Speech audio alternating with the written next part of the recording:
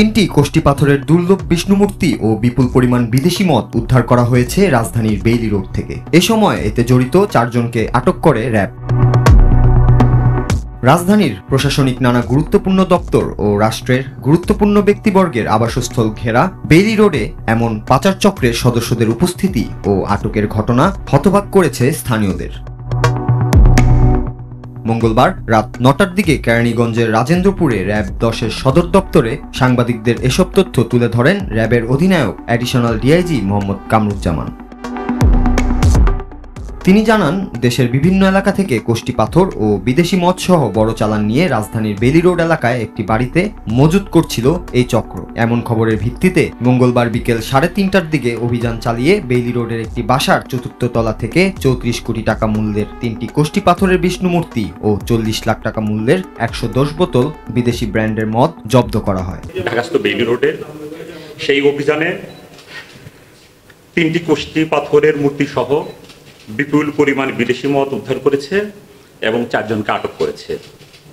কতিপয় চোরা কারবারি বেশ কিছুদিন যাবৎ দেশের বিভিন্ন এলাকা হতে কোষ্টি পাথর ও বিদেশি মদ সহ বড় বড় চালান নিয়ে এসে তাদের সুবিধাজনক স্থানে মজুত করে রেখেছে।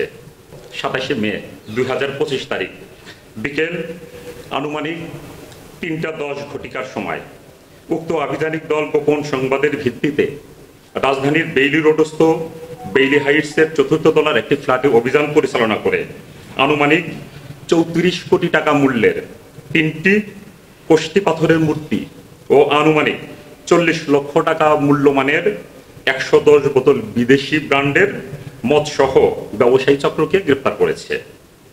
জিজ্ঞাসাবাদে তাদের নাম জানা গিয়েছে, একজনের নাম মোহাম্মদ জাকির হোসেন, তার বাড়ি হলো ভোলা জেলায়। আরেকজনের নাম আহমদ মোস্তফা, তার বাড়ি রংপুর জেলায়। আরেকজন মোহাম্মদ আনোয়ারুল হক, তার বাড়ি ময়মনসিংহে। আরেকজনের বাড়ি মোহাম্মদ রহমান, তার বাড়ি মাদারীপুর বলে জানা গেছে। উদ্ধারকৃত 3টি কোষ্টি পাথরের মূর্তির একটি ওজন হলো প্রায় 88 কেজি ও এটার উচ্চতা 42 ইঞ্চির বেশি এবং অন্যটির ওজন 19 কেজির বেশি এবং উচ্চতা 26 ইঞ্চি।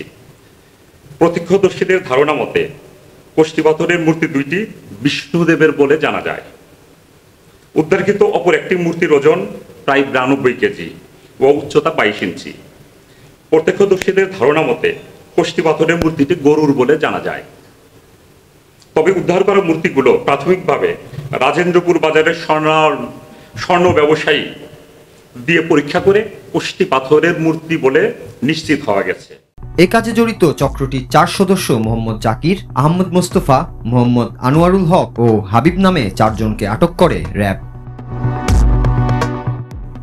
নূর রাজু, বাংলা টিভি, ঢাকা।